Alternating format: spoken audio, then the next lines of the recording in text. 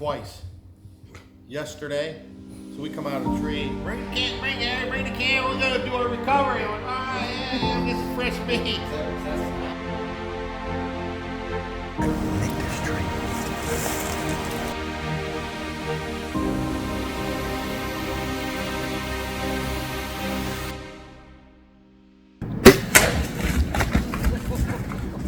Johnny! Oh man.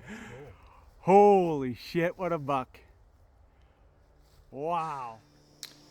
Hey everybody, Johhny Stewart here. I'm gonna walk you through my 2023 public land mountain buck, Pennsylvania. It was our rut hunt where everybody's at camp. I had Bill Thompson. He was here for the week from Spartan Forge. I'm gonna back it up. One day, November 6th, Bill and I, Thompson, we went out to hunt a spot, kind of together. He was a few hundred yards from me. I sat all day and we didn't have service. He had moved to another spot he had in his back pocket, and he was actually walking in, and this buck right here, this old mountain buck, we're thinking from trail camera pics, he was about 10 years old, was on a doe, and he was grunting, running her around.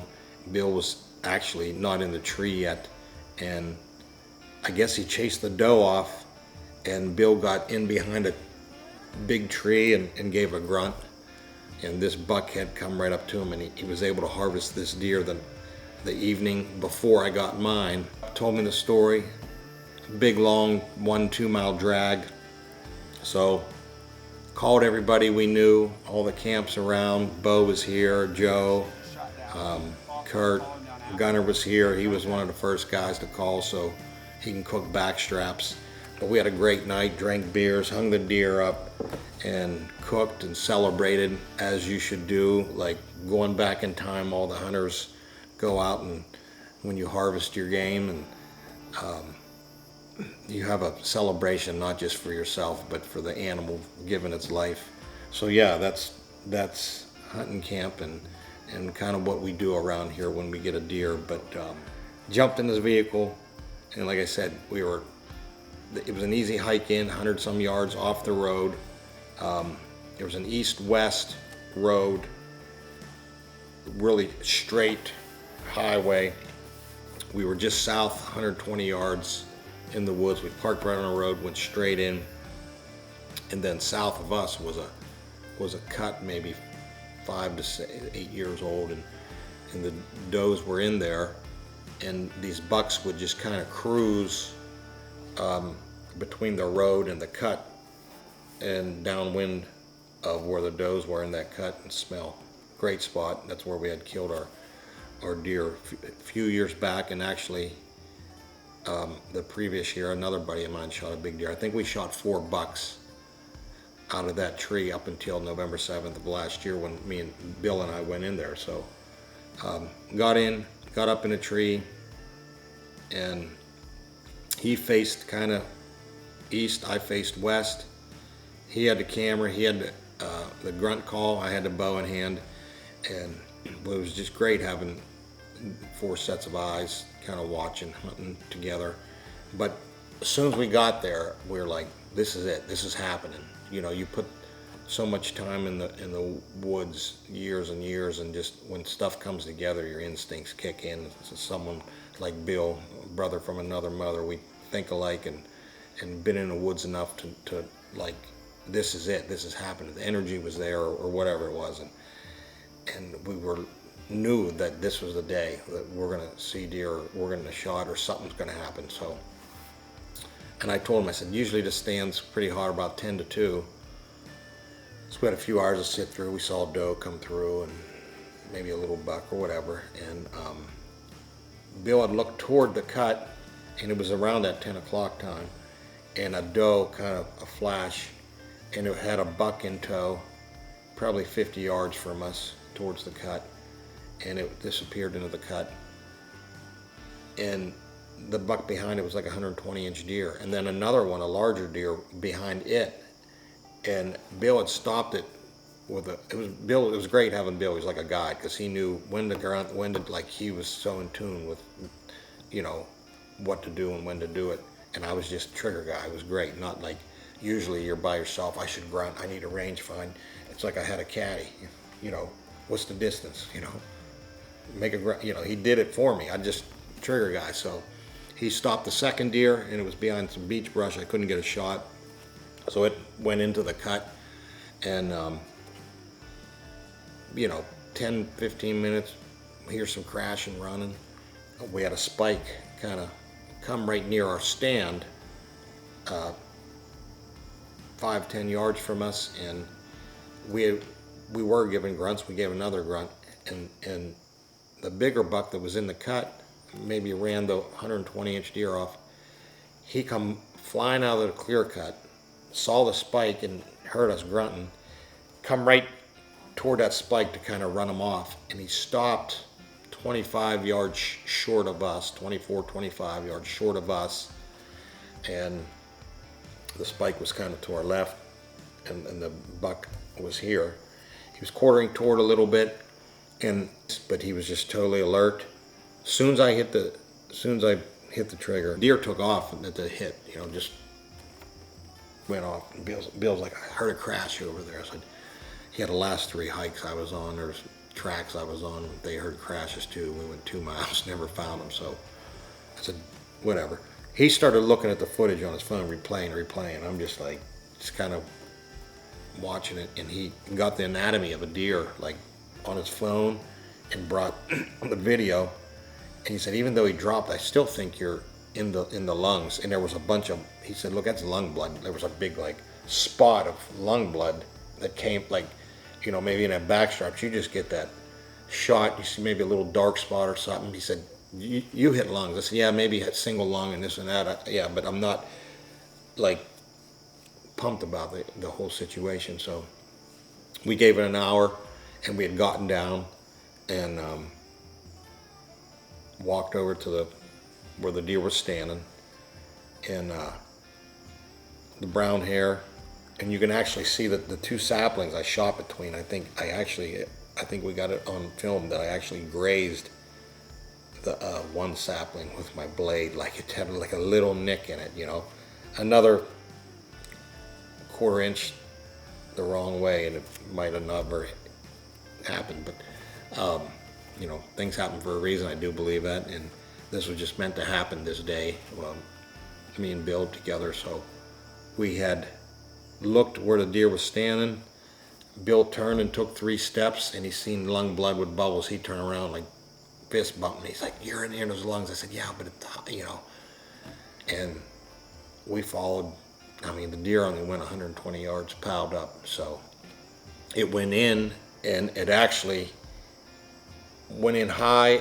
I think maybe did something there, and kind of the height. I mean, we were only 15 feet up in a tree, and it was kind of a gradual slope to my arrow. It wasn't like this, but the entrance hole was high and the exit hole was down. So something happened in there, and it was almost like I was right above the deer shooting. That's where you would aim if you were shooting, you know, right above him, aiming down at him. So whatever happened, you know, happened, and there's the deer was piled up. So that was great to have Bill with me on that hunt, and we can't wait till this year. We're already planning our hunt together that same week here in November, deer camp.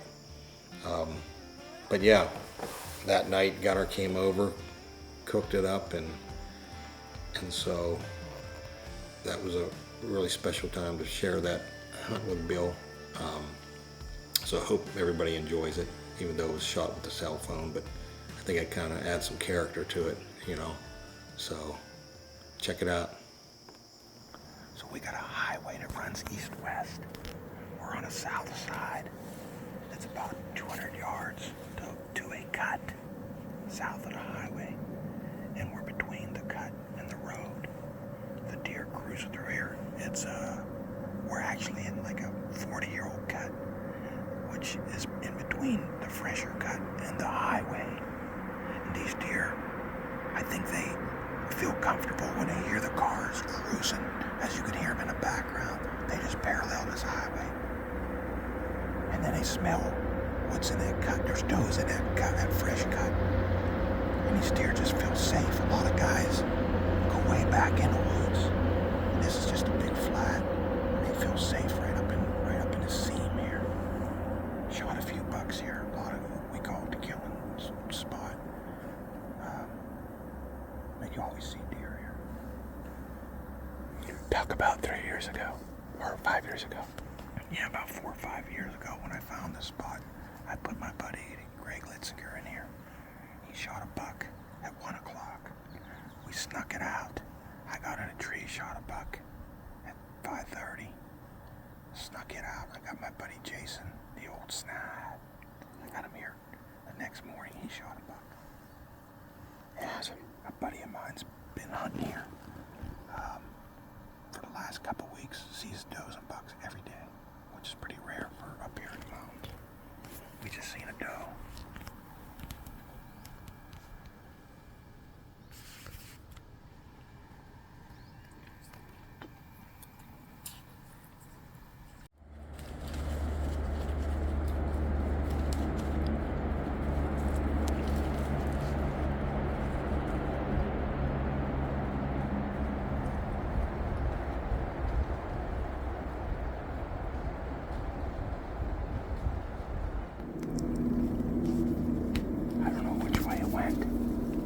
What'd you see?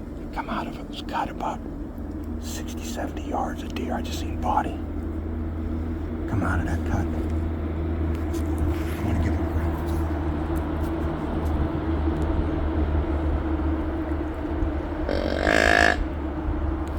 They're wet. Deer. I don't know what it was.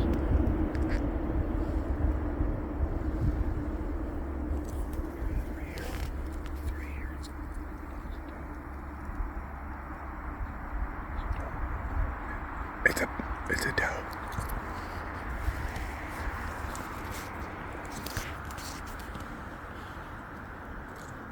Where's the buck at? She ain't even paying attention. Anything behind her?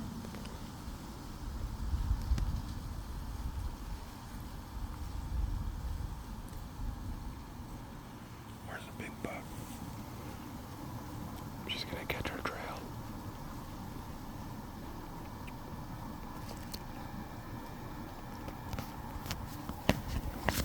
Waiting to see a buck.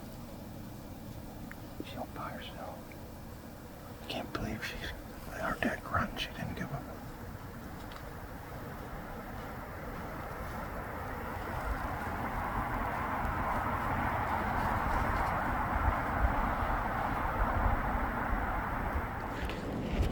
He's right there.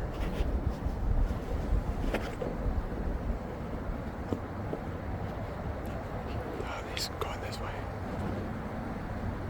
Hold on. Grunt it. I'm gonna grunt out.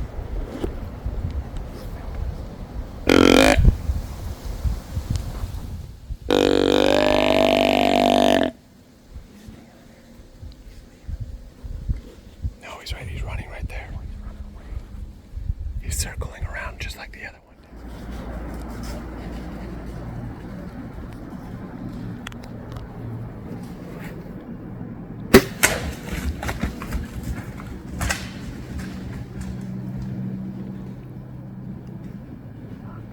Did you miss? So we had this deer 23 yards. I had these two trees in the way. This one and this one. It looks like my broadhead might have caught that. I squeaked it between the two trees.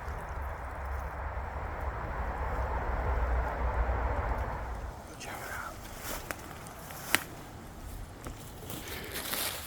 We've got a pretty solid trail of blood going from back over there. But we're kind of losing it right here. It's definitely lung blood. It's got bubbles.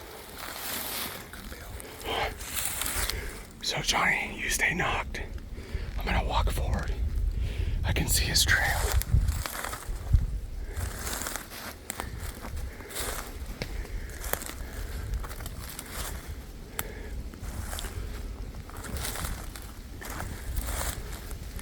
Blood here.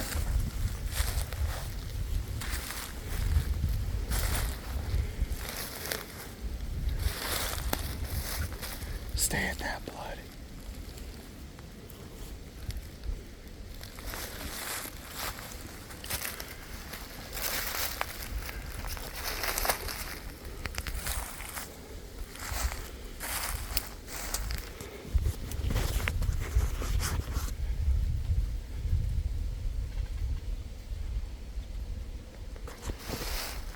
Johhny, come over here.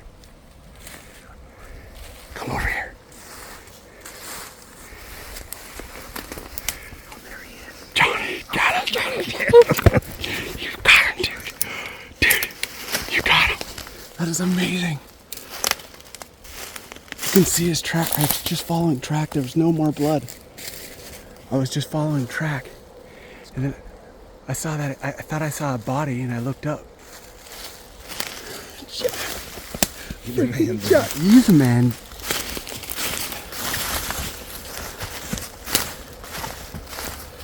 More blood.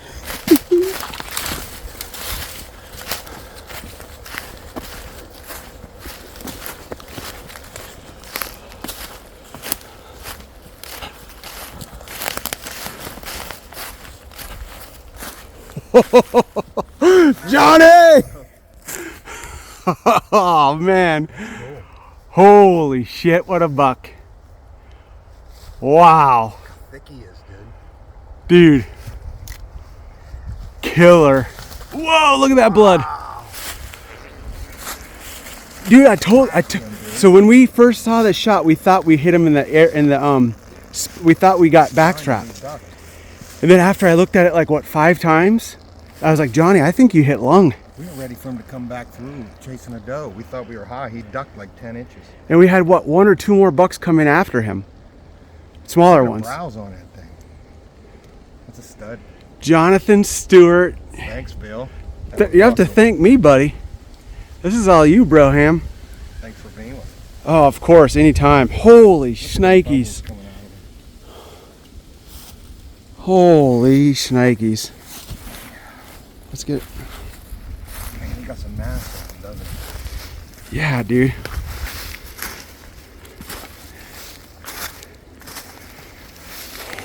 Wow. Wow, he's not wide. Freaking Crazy. Mountain Buck Monday over here. Great buck.